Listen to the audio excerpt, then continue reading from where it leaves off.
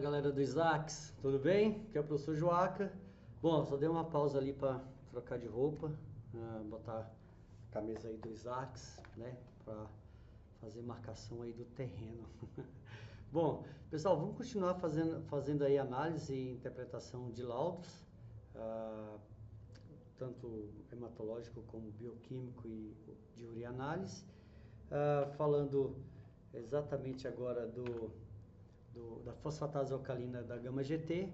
A fosfatase alcalina e gama-GT também são dois excelentes marcadores do tecido hepático, também encontrado, né, no citoplasma dessas células.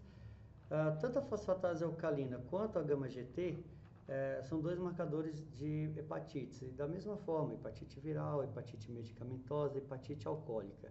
E aí interessante que eu ainda não havia falado, a gama-GT, vamos pegar meu lápis vermelho aqui, né? A gama-GT, na verdade, essa glutamiltransferase, gama, né? O gama-glutamiltransferase, é um marcador hepático do etilismo. Normalmente, quando aquelas pessoas que têm o hábito de consumir uma quantidade, vamos dizer, um pouco aumentada de álcool, né? E de forma crônica, em algum momento da sua vida, a gama-GT ela tende a se alterar. A gente sempre fala que gama-GT é um marcador do alcoolismo, né? Da pessoa que gosta de uma cachaçinha. Mas que não deixa de ser verdade, né?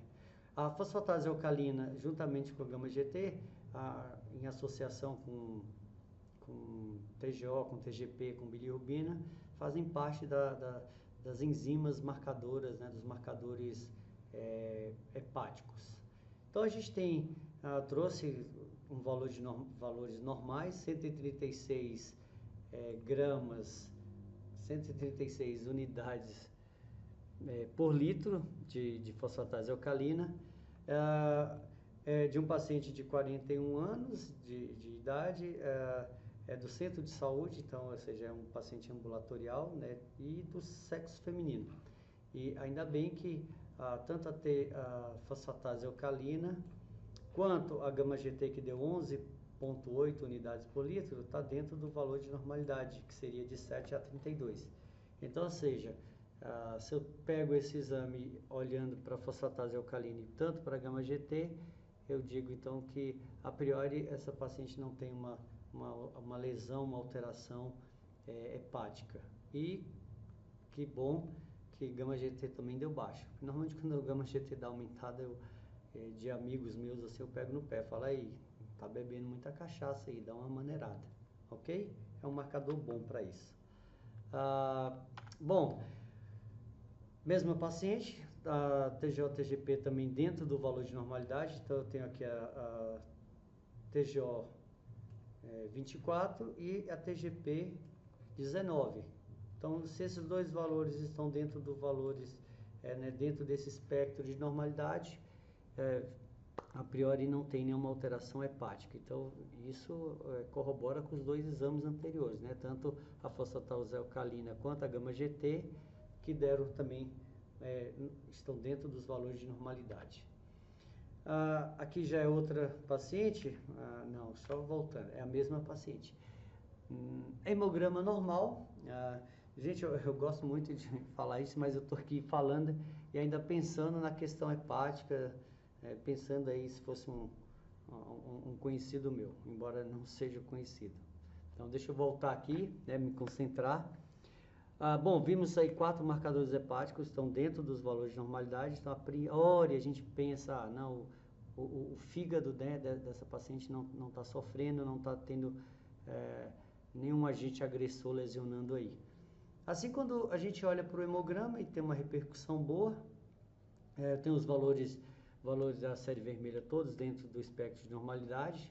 Então, eu tenho 4.300.000 hemácia, eu tenho uma hemoglobina de 13 gramas por decilitro e tenho um hematócrito aí de 39,6%. E aí a gente já viu isso, né? Se os marcadores da série vermelha estão dentro do valor de normalidade, aqui do outro lado a gente vai ter os índices hematométricos Deixa eu apagar aqui, porque depois vai ficar feio essa linha aqui. Então, nós vamos voltar aqui. Então, os índices hematimétricos estão dentro do valor de normalidade. Até poderiam questionar, mas esse RDW que deu abaixo do valor de normalidade, que é de 12 a 17%. E a gente sabe que esse RDW vê a amplitude das hemácias, vê essa diferença no diâmetro. E a gente sabe que se a gente olhar todas as lâminas dos pacientes, normalmente você não vai ver todas as hemácias do mesmo tamanhozinho. Você vai ter uma um pouquinho maior, um pouquinho menor. Mas que não reflete nenhuma alteração aqui na série vermelha. Então, normal. Assim como a série branca, o leucograma também normal. O paciente tem um leucócito aí de 7.200, realmente bem dentro do valor de normalidade. E quando a gente faz a diferenciação de leucócitos aqui, neutrófilos segmentados ou totais aqui 60,4%, eosinófilo 2,6%, também realmente bem dentro do normal, assim como o basófilo 0,7% e monócito 8,2% e linfócito 28,1%. Então eu normalmente, né, falei isso já para vocês no slide, no vídeo anterior, na verdade, eu gosto de arredondar. Eu sempre gosto, eu colocaria aí 60%, tá normal, 3, 1, 2 e 28, tá perfeitamente.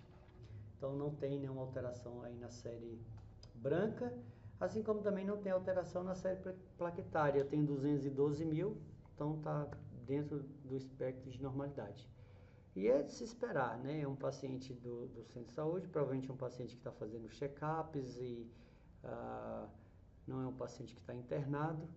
Esses pacientes tendem a ter os exames dentro dos valores de normalidade. E eu coloquei para vocês perceberem que quando o exame está normal, é muito fácil, né, de interpretá-los. O EAS dessa paciente, que é a mesma, 1.022 de densidade, a densidade aqui vai de 1.5 a 1.35, particularmente eu já acho 1.35 alto, eu gosto da densidade até 1.030, eu acho que é o valor ideal.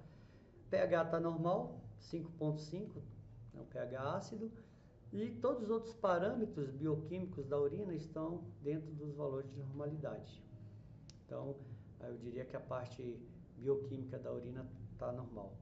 Quando eu vou aqui para procedimentoscopia, né, para o microscópio, tem células raras, então provavelmente a pessoa que fez esse exame não viu quase nenhuma célula por campo. Leucócito 1 por campo, também normal, já diz que esse paciente não tem infecção bacteriana, tanto é que ele tem aqui flora bacteriana escassa. Normalmente ou a gente solta raras ou a gente solta flora bacteriana escassa, mas a gente sabe que raros e escasso é valor de normalidade. 2 cruzes de filamento de muco, aí a gente, né, chamaria a atenção desse paciente para aumentar a ingesta, principalmente de água.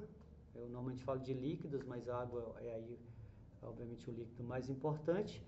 E aí aqui agora começa a surgir um oxalato de cálcio, cristais de oxalato de cálcio. Então, é um cristal de urina ácida e para mim, quando eu estou fazendo o exame de urina, é um dos cristais que eu acho mais lindo. Parece um diamante, alguns falam que parece um envelope de carta. Mas já encontrar cristal na urina já não é tão interessante, porque realmente pode ser um paciente que esteja comendo muito tomate, e tomate tem oxalato de cálcio, mas pode ser um paciente que esteja com uma predisposição à formação de um cálculo renal. Até porque a gente sabe que o cálculo renal ele é formado a partir do cálcio, então é bom já começar a ter cuidado aí e com certeza o médico deve ter orientado essa paciente para aumentar a ingesta de água e repetir esse exame, né, mais à frente, porque o ideal é que o exame realmente seja todos os valores do paciente esteja dentro dos valores aqui de normalidade. E cilindros ausente, não tem presença de cilindros. A hemograma, agora, de outra paciente, deixa eu só confirmar aqui, sim, de outra paciente de 45 anos, também é um paciente de sexo feminino ambulatorial. E aí, olha só, é muito bom quando a gente pega exame ambulatorial assim, porque eu digo que o exame normal ele dá bem menos trabalho para a gente que é analista, né, no laboratório. Então, eu tenho aqui 4.990.000 hemácia, eu poderia dizer que ela tem 5 milhões de hemácia, 13,9 de hematócrito, de hemoglobina e 41,5% de hematócrito. Então, se você comparar a hemácia, o valor de hemácia, hemoglobina e hematócrito, todos esses valores estão exatamente dentro desses valores aqui de referência. E aí, claro, os índices hematométricos eu já ensinei no vídeo anterior, né, para vocês calcularem, ele também está aqui dentro do valor de normalidade. 83,2 femtolitros, né, de VCM, então mostra que o volume das hemácias estão realmente bem uniformes. A hemoglobina corpuscular média 27,9 picogramas. Na minha aula teórica até falo, né, qualquer HCM menor que 27 a gente já começa a tender a desconfiar de um processo anêmico. E a concentração da hemoglobina, ou seja, a quantidade de hemoglobina que está dentro da hemácia corpuscular média, 33,5 gramas, sendo que o valor normal é a partir de 32, vai de 32 a 35, 36, dependendo do laboratório, mas está normal. RDW também normal.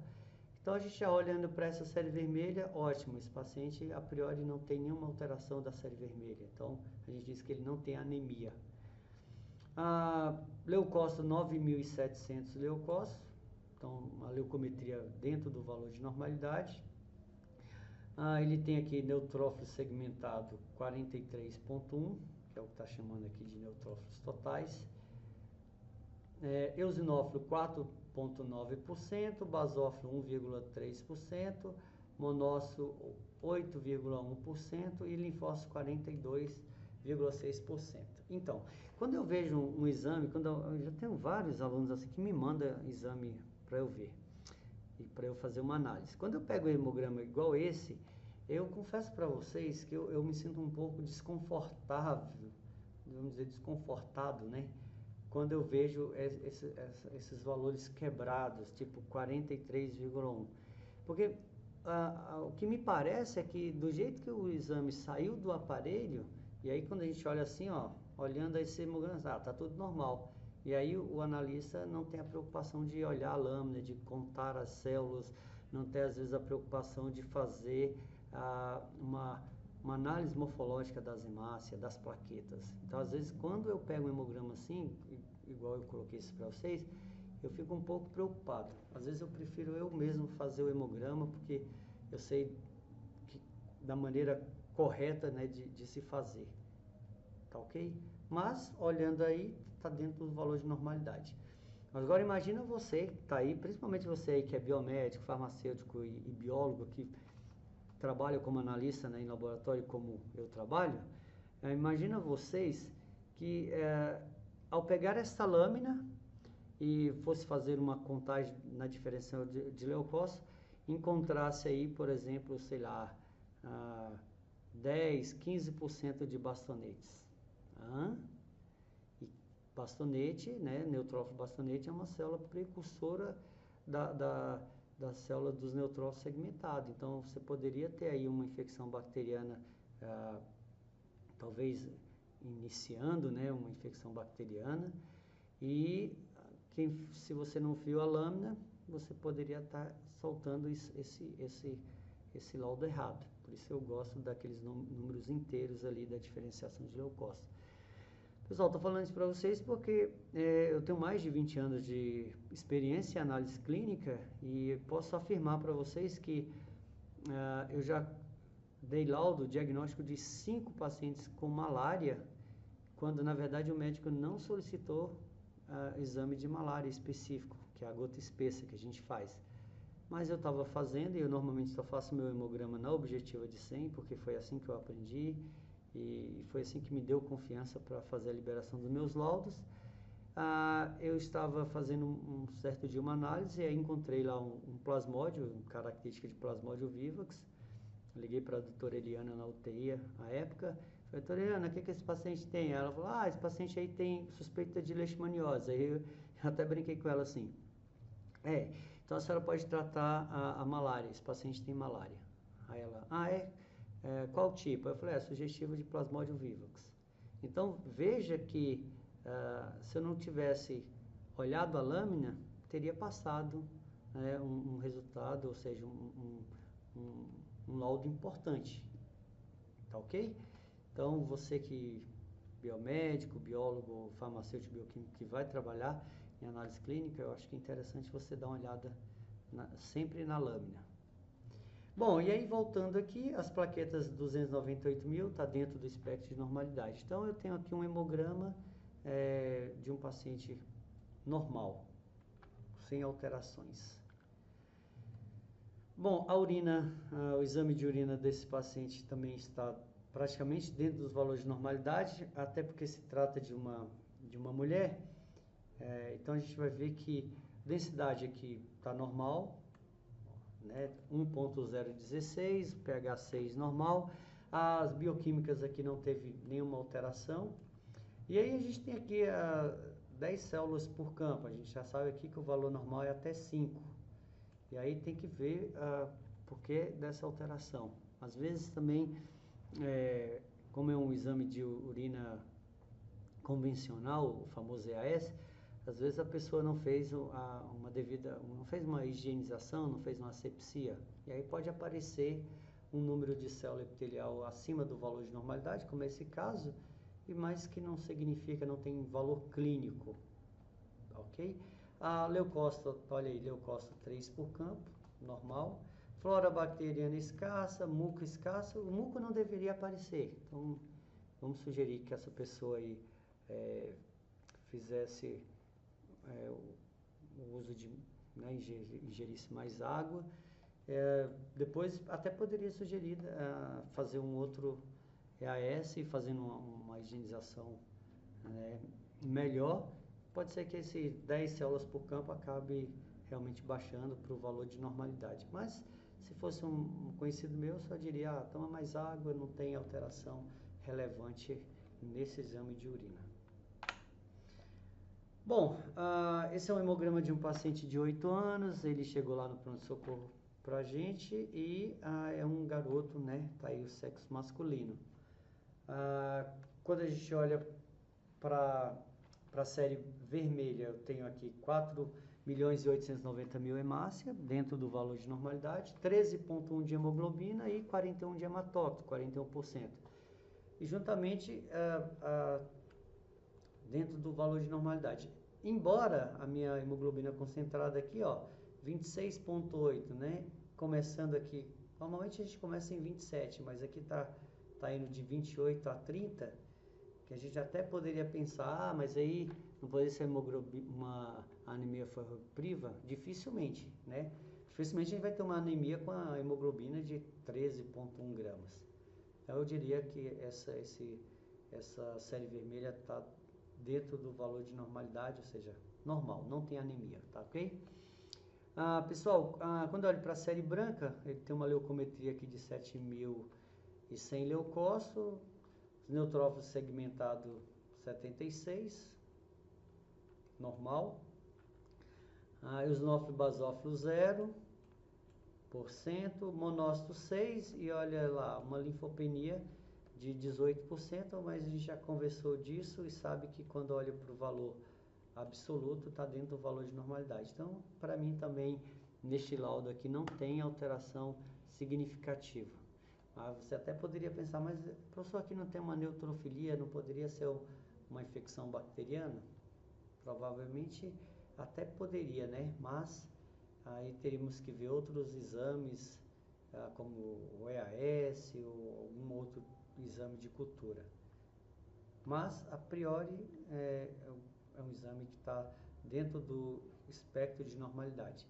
Porque esse 76% aqui, né, o valor relativo, está alterado. Mas se você olhar aqui no valor absoluto, ele tem 5.400 neutrófilos, que está exatamente dentro do valor de normalidade aqui, absoluto. Então, não tem alteração aí. Plaqueta também, 312 mil, está dentro do valor de normalidade. Então, eu tenho um hemograma de uma criança de 8 anos, mas que está normal. O EAS dessa mesma criança, eu tenho uma densidade de 1,30. Eu tenho um pH 6, também está normal. Veja que toda a bioquímica está dentro do valor de normalidade. Lembra que eu falei para vocês, lá no nosso laboratório, nós não fazemos a análise física da urina, a gente não olha a cor, a gente não olha o aspecto. Então, a gente parte já do exame bioquímico e depois a sedimentoscopia. E aí, olhando para cá, eu tenho um por campo, uma célula epitelial descamativa por campo, eu tenho 3 leucócitos, que também está dentro da normalidade, e aí, olha, tenho 0 hemácia por campo. Normalmente, no laboratório, a gente orienta os analistas que quando tem 0, não há necessidade de soltura, né? Não coloca nada. Mas quem fez esse exame, o analista que fez esse exame, resolveu botar 0 por campo, indicando que não tinha hemácias. E aí ele solta uma flora bacteriana, uma cruz, e aí essa flora bacteriana, por ser criança, aí tem que ver que horas que essa urina chegou, quanto tempo essa urina ficou parada, sem início, né, do seu processamento, que aí pode abrir portas para que ocorra a proliferação da bactéria, e na hora que eu olho no microscópio eu vejo aí uma cruz.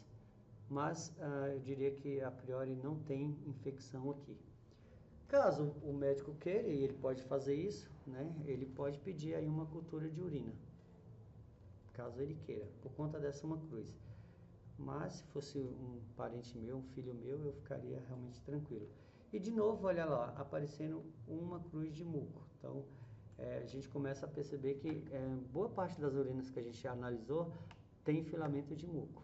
E isso mostra que realmente as pessoas precisam se conscientizar e fazer uma ingesta maior de água. Isso vai ajudar bastante. E cristais e cilindros ausentes, que é o esperado, né, que realmente não encontre nada. Então, eu diria que eu tenho um hemograma normal dessa criança e um EAS também normal. Bom, agora eu tenho um hemograma de um paciente de 80 anos, também está lá no box, e eu trouxe esse exame exatamente por conta da série branca, e a gente vai discutir já já.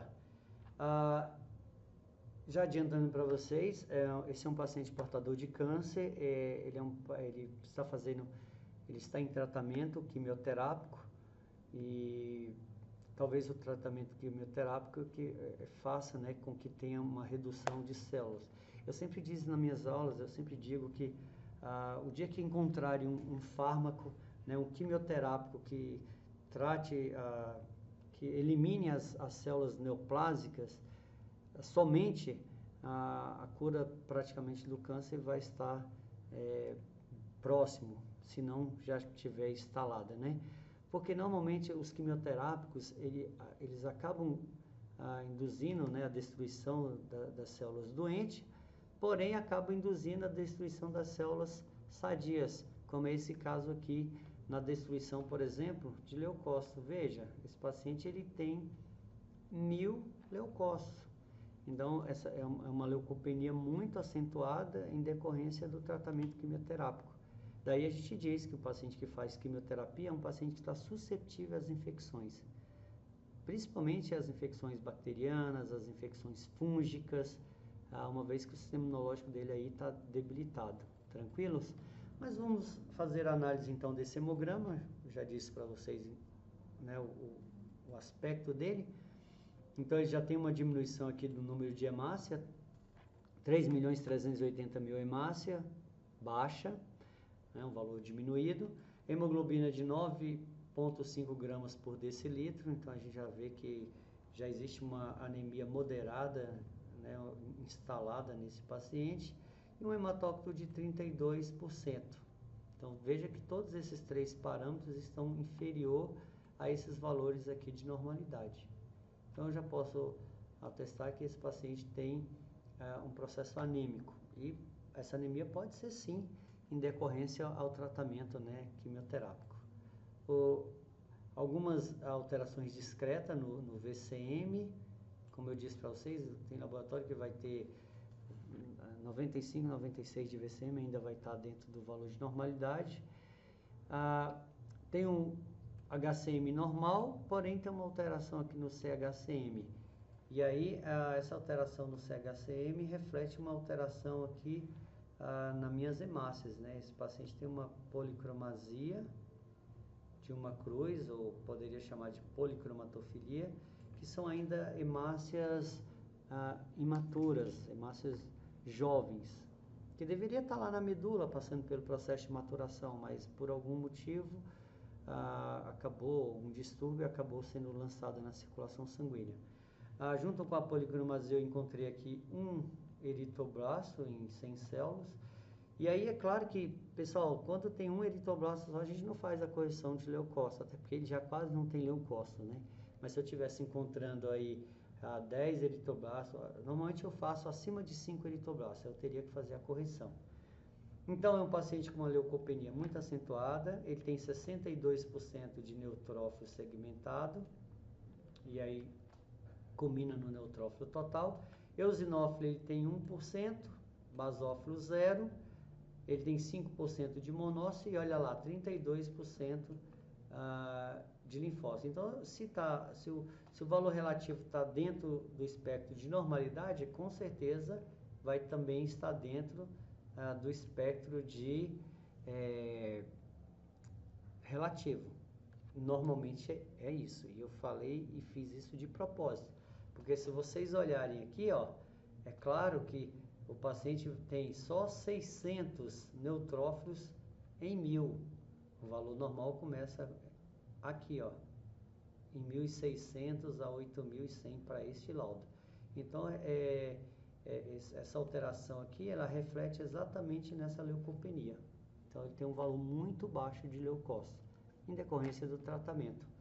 E aí, assim como ele também tem um valor baixo de plaquetas, e aí tem uma plaquetopenia, e essa plaquetopenia com certeza está relacionado ao quimioterápico. E isso, como eu disse há pouco para vocês, o medicamento ele atua de forma sistêmica.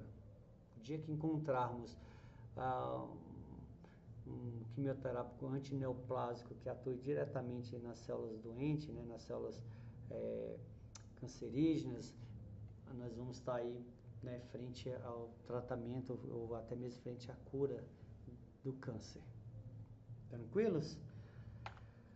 Bom, e aí quando a gente olha agora para a ureia creatinina desse paciente, realmente todos dois alterados, 2.07 ou 2.1 já de creatinina alterado, né? Já que o valor de normalidade é 0.8 a 1.4.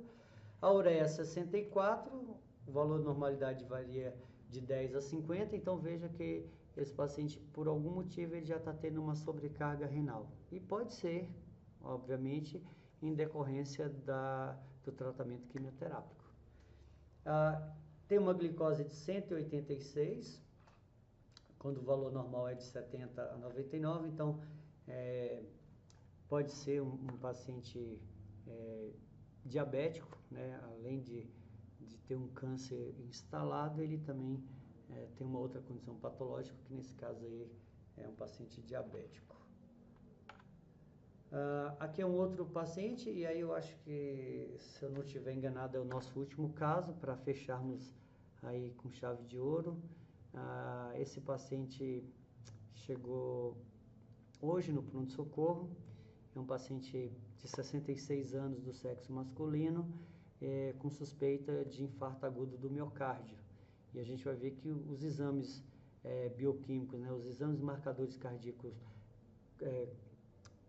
corroboraram para isso, né, porque auxiliaram, confirmou que realmente ele tinha um infarto agudo do miocárdio, embora eu não tive acesso ao eletrocardiograma dele, que provavelmente deve ter sido solicitado. E na minha aula teórica eu disse para vocês que, segundo a Organização Mundial de Saúde, para ser considerado realmente um infarto agudo do miocárdio, existe uma tríade, né, que está envolvido na dor precordial, que é aquela dor aqui no peito, como se fosse uma pressão, e normalmente essa dor irradia para os membros como o braço esquerdo, pescoço, costa. A gente sabe que existe essa irradiação da dor. Alterações eletrocardiograma, principalmente naquela onda ST/Q, é característico de paciente infartado. E para fechar, né, aqui as nossas lindas enzimas cardíacas. E lá no laboratório hoje, então, a gente fez a dosagem da troponina I. O valor normal, na verdade, o nosso valor de normalidade, ele não vai de 0 a 0, ele vai de 0, esse meu 0 está difícil, né, de sair, mas vai de 0 a 0,04. Esse é o valor de normalidade lá do nosso laboratório.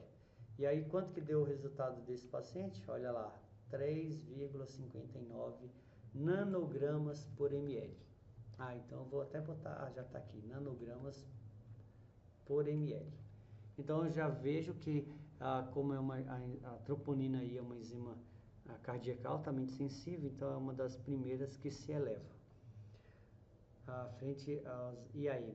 E aí nós temos a confirmação disso na creatinina fosfoquinase, deu 348, quando o valor normal para este paciente aqui vai de 24 até 195, o I, né, por litro.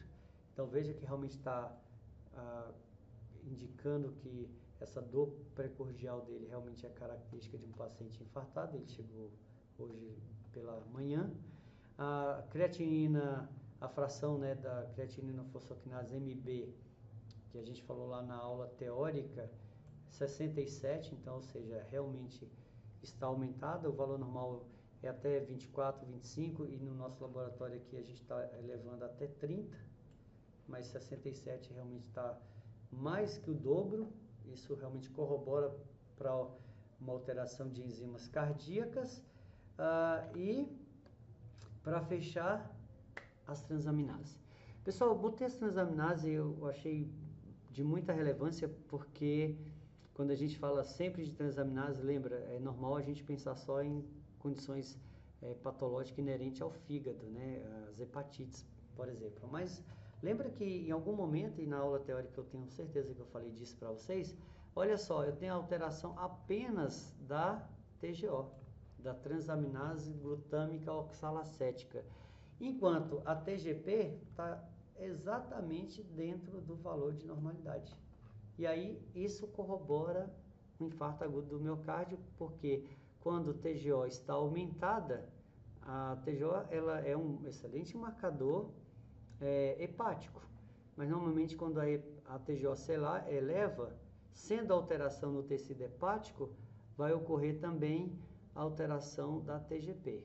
Mas veja que a gente já tinha dito que esse paciente chegou lá com suspeita de infarto e os exames enzimáticos confirmaram essa hipótese.